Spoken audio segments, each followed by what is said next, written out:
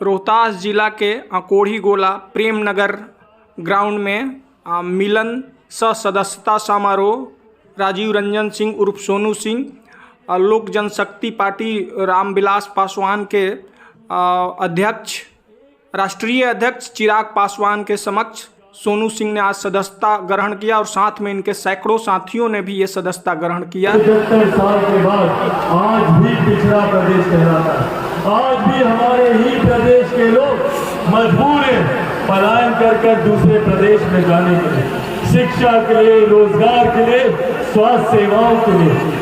ये गंभीर विषय है, हम लोगों को इसकी गंभीरता को समझना जरूरी है कि भैया क्या कारण है कि जहां दूसरे प्रदेश एक के बाद एक विकास की राह पर आगे बढ़ते गए, तो वहीं हमारा प्रदेश आजादी के 75 साल के बाद आज भी पिछड़ा प्रदेश कहलाता है।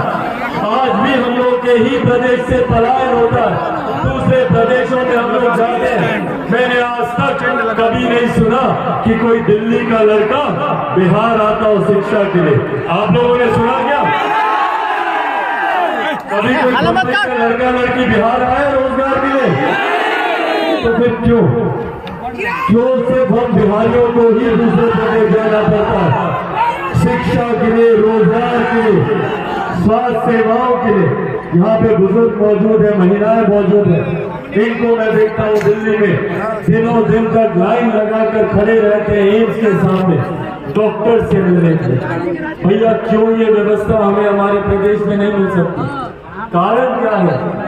क्यों जब दूसरे प्रदेश विकास की राह पर तीव्र गति से आगे बढ़ते रहे, तो कारण क्या है कि हमारा प्रदेश आगे नहीं बढ़ पाया?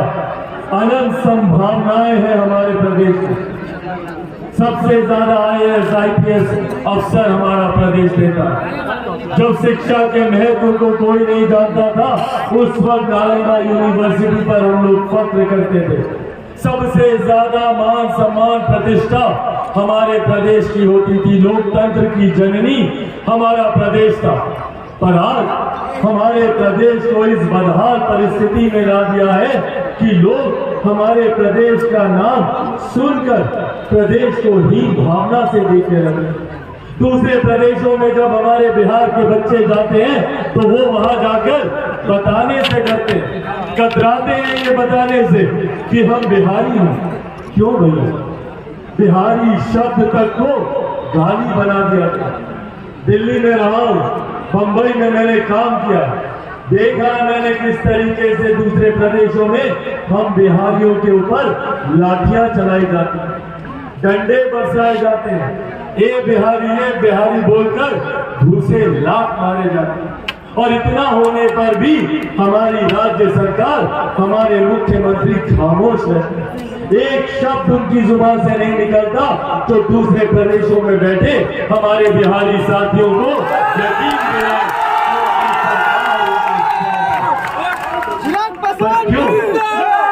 क्यों ये परिस्थिति बनी? क्यों ऐसी व्यवस्था आई कि बिहार आज इतनी बदहाल परिस्थिति में? क्योंकि मुख्यमंत्री नीतीश कुमार जी ने बिहार में विकास से ज्यादा हम बिहारियों को बांटने पर ध्यान दिया। जैसे अंग्रेज रणनीति बनाते थे डिवाइड एंड रूल की, बांटो और शासन करो की रणनीति जो अंग्रेज बनाते थे, वही रणनीति का उपयोग हमारे मुख्यमंत्री नीतीश कुमार जी करते। हम लोग को धर्म के नाम पर बांटने का काम करते हैं।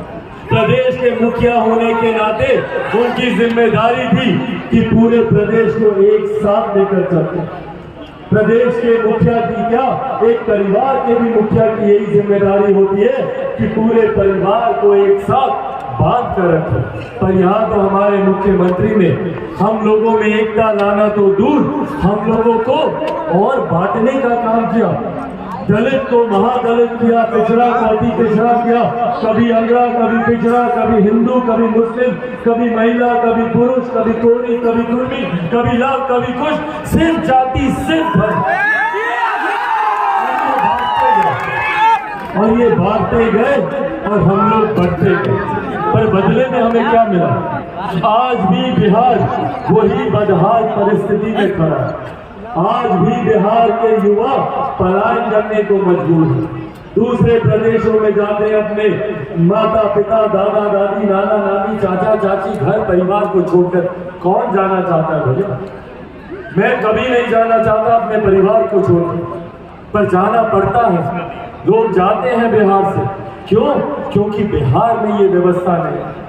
और जब इनसे सवाल पूछा जाता है मुख्यमंत्री नीतीश कुमार जी से कि मुख्यमंत्री जी बताइए आपकी उपलब्धियां क्या है, बताइए पिछले 17 साल और अब तो लगभग 2 दशक होने को आया है।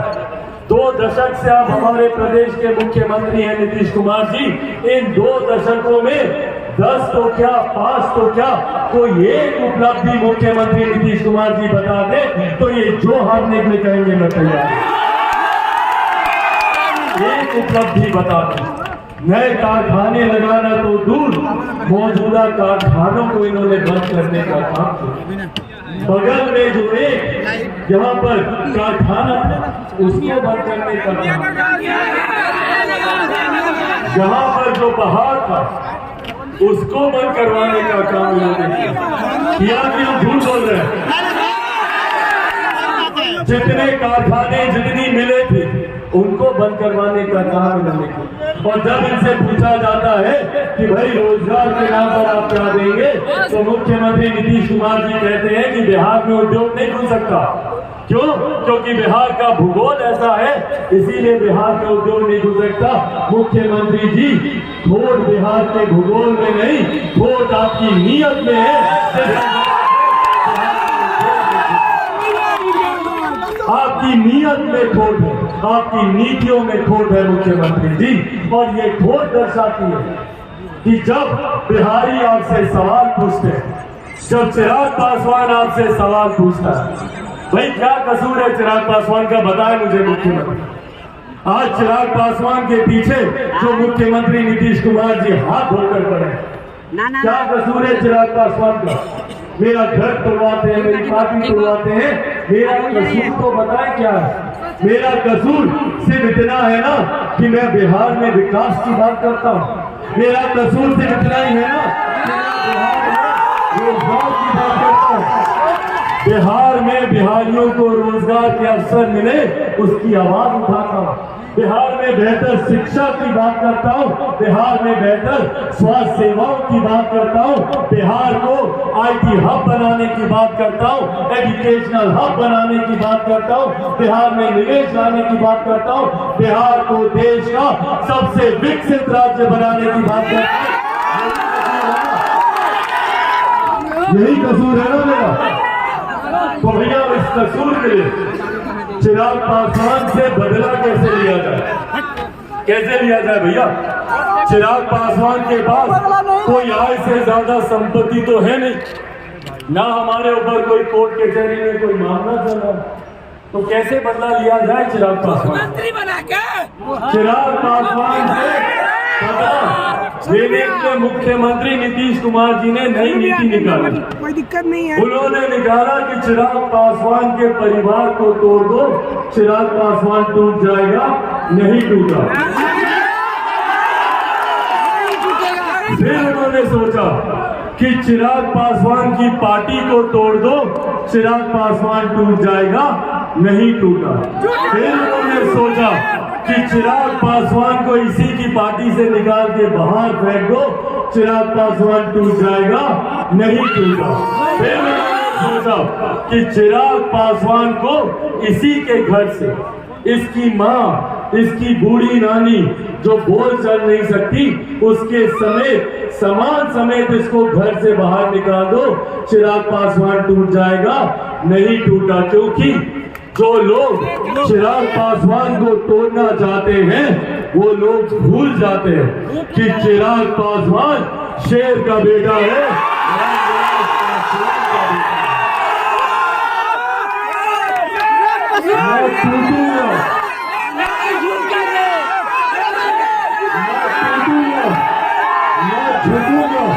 और भैया डरता तो मैं किसी से नहीं हूँ।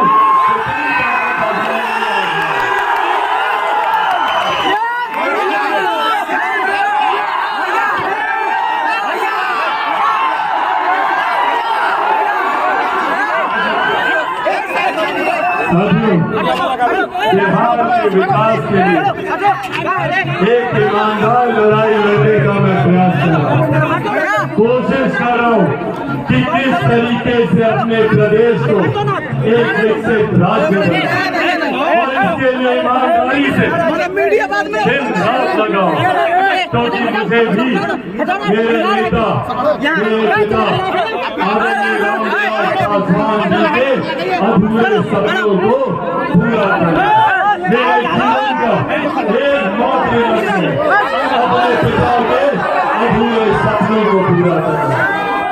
मेरे नेता मेरे पिता ने 50 साल से ज्यादा 5 दशक से ज्यादा उन्होंने अपना जीवन समर्पित किया बिहार और बिहारियों को। और मैं गर्व से कह सकता हूँ कि इन 50 सालों में इन 5 दशक में कोई 1 रुपया तो क्या 1 पैसे तक का आरोप मेरे नेता मेरे पिता आदरणीय रामविलास पासवान जी को नहीं मिला। गर्व होता है मुझे कि मेरी रगों में एक ऐसे नेता का खून है, मेरी रगों में एक ऐसे नेता का खून है जिन्होंने बिहार और बिहारियों को मुख्य धारा के साथ जोड़ने के लिए जीवन भर उन्होंने काम किया। जिस मंत्रालय में गए उस मंत्रालय से कैसे हमारे बिहारी साथियों को लाभ। आज आप सबके हाथों में जो मोबाइल फोन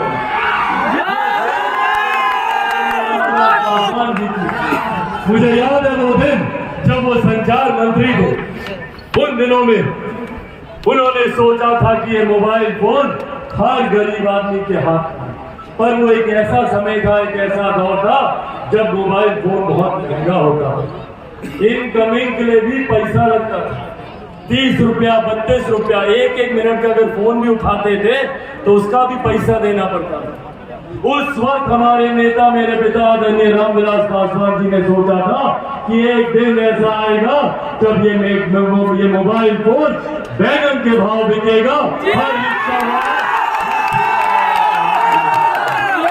ये सोच ये दूरदर्शिता हमारे नेता आदरणीय रामविलास पासवान जी को, हमारे नेता ने कभी जात पात धर्म मजहब में फर्क नहीं, जिस मंत्रालय में गए उस मंत्रालय से हर जाति हर धर्म के लोगों को सम्मान देने का काम किया। जिस विभाग में वो गए उस विभाग से उन्होंने हमारे बिहार को उन्होंने जोड़ने का काम किया, भले वो रेल मंत्रालय हो, श्रम विभाग और तो और अपने अंतिम दिनों में सेल में भी रहे सर, सेल से भी उन्होंने हर वो संभव योजनाओं को बिहार में लाने का उन्होंने काम किया जो उनसे मुमकिन हो पाया। और आज भी मुझे वो दिन याद है अपने जीवन के अंतिम दिनों में जब मेरे नेता मेरे पिता अंतिम सांसें ले रहे थे, उस वक्त भी उनको सिर्फ देशवासियों की चिंता थी। वो एक ऐसा समय था जब उनकी खुद का स्वास्थ्य, उनकी खुद की तबीयत खराब हो रही थी। ऐसे में परिवार के हम लोग चाहते थे कि वो अस्पताल जाए, अपना इलाज कराए। और ये मैं बात कर रहा हूँ जब देश में लॉकडाउन लगा हुआ, उस वक्त लॉकडाउन के वक्त हमारे नेता विचलित होते थे उन तस्वीरों को देखकर जिसमें बिहार के लोग मजबूर थे पैदल चलकर हजारों किलोमीटर की यात्रा कर बिहार आने के लिए मजबूर थे। बिहार सरकार ने हमारे बिहारी साथियों को कोई भी सुख सुविधा देने से मना कर दिया, ना उनके लिए किसी बस का इंतजाम कराया गया, ना किसी ट्रेन का इंतजाम कराया गया। पैदल हजारों किलोमीटर चलकर दूसरे प्रदेश से हमारे बिहारी साथी अपने प्रदेश आने के लिए मजबूर थे ताकि उनकी जान बच। और ये तस्वीरें हमारे नेता को विचलित करती थी। और उन दिनों जब उनका खुद का स्वास्थ्य खराब हो रहा था, उनको इस बात की चिंता नहीं थी, उनको चिंता इस बात की थी कि जो लोग आ रहे हैं वो लोग खाना कैसे खाएंगे, उनको 2 वक्त की रोटी कैसे मिलेगी, उनका राशन कैसे उनको मिलेगा। उस वक्त उन्होंने मंत्रालय बंद था, अपने तमाम अधिकारियों को घर पर बुलाया, घर पर बैठाकर उनसे तैयारी करवाई और उसके अगले दिन ही उस योजना को लेकर वो प्रधानमंत्री जी से मिले। और आज उन्हीं की ये सोच है जिसकी वजह से आज भी देश में 81 करोड़ लोगों को मुफ्त में राशन मिल रहा है, ये सोच हमारी प्रधानमंत्री गरीब जन कल्याण अन्न योजना के नाम से उन्होंने इस योजना का निर्माण किया। प्रधानमंत्री जी से मिलकर उन्होंने इस योजना को धरातल पर उतारा और सोचिए उनकी दूरदर्शिता कि आज मेरे नेता मेरे पिता के जाने के 2 साल के बाद भी, आज उनको गए हुए को 2 साल हो गए, पर उनके जाने के 2 साल के बाद भी आज भी ये योजना केंद्र सरकार चला रही है। तो इसके पीछे सोच हमारे नेता आदरणीय रामविलास पासवान। ये बातें आप लोगों से साझा एकमात्र उद्देश्य से कर रहा हूं। हम लोगों को समझना जरूरी है, हम लोगों को जानना जरूरी है कि कौन नेता, कौन सा राजनीतिक दल हम लोगों के विकास की सोच रखता है, हम लोगों को आगे लेकर जाने की बात करते हैं। आज जो बिहार में नई सरकार बनी है महागठबंधन की, क्या वो सरकार बिहार की विकास की सोच के लिए बनी है? क्या बिहार में कोई विकास के बहुत लंबे कार्य लंबे थे उनको पूरा करने के लिए ये लोग एक साथ आए? नहीं भैया, तो अपने स्वार्थों को पूरा करने के लिए एक मुख्यमंत्री जिनको किसी भी कीमत पर मुख्यमंत्री बने रहना, अपने सिद्धांतों से समझौता करेंगे, अपनी नीतियों से समझौता करेंगे, पर मुख्यमंत्री वही रहेंगे। और एक ऐसा दल जो कि लंबे समय से विपक्ष में था, सत्ता में आना चाहता था। तो ये 2 महत्वाकांक्षी दलों का गठबंधन है, पर इसमें बिहार के बारे में कोई नहीं सोचता, बिहारियों के बारे में कोई नहीं सोचना चाहता। सब अपनी अपनी राजनीतिक रोटियां इसमें सेकना चाहते, और यही कारण है कि आज आजादी के 75 साल के बाद भी बिहार हमारा पिछड़ा प्रदेश कहलाता है। और आज यही आग्रह करने आप लोग के बीच आया हूं। आने वाले समय में जल्द बिहार में चुनाव होंगे।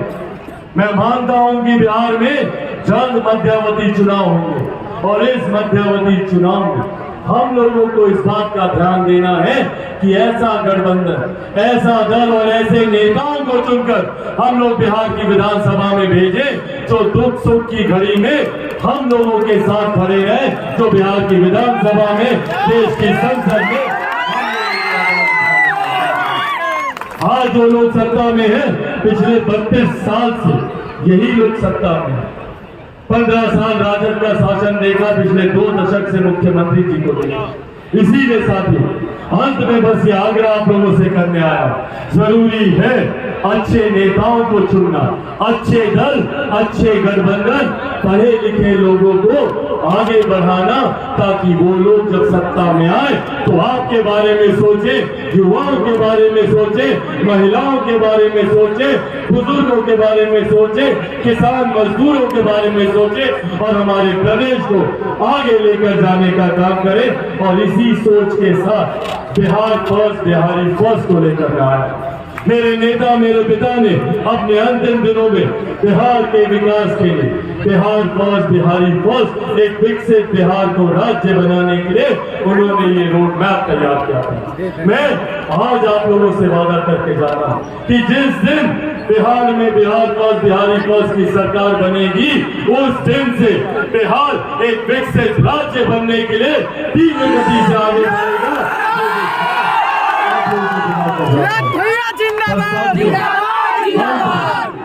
अंत में मैं इतना भी कहूंगा कि अकेला चिराग पासवान कुछ नहीं कर सकता।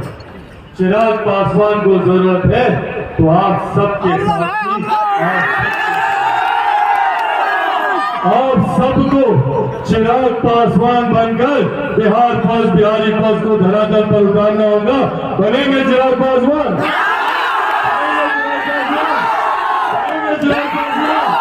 बनेंगे चिराग पासवान? साथियों, आप लोग बस मुझे अपना साथ दीजिए, और ये वादा आप लोगों से करके जाता हूं कि चिराग पासवान जिएगा तो आप लोगों के लिए, चिराग पासवान मरेगा तो भी आप लोगों के लिए। यहाँ आने के लिए और मुझे इतना प्यार, इतना स्नेह देने के लिए एक बार फिर से आप सबका धन्यवाद करता हूँ। पार्टी के कुछ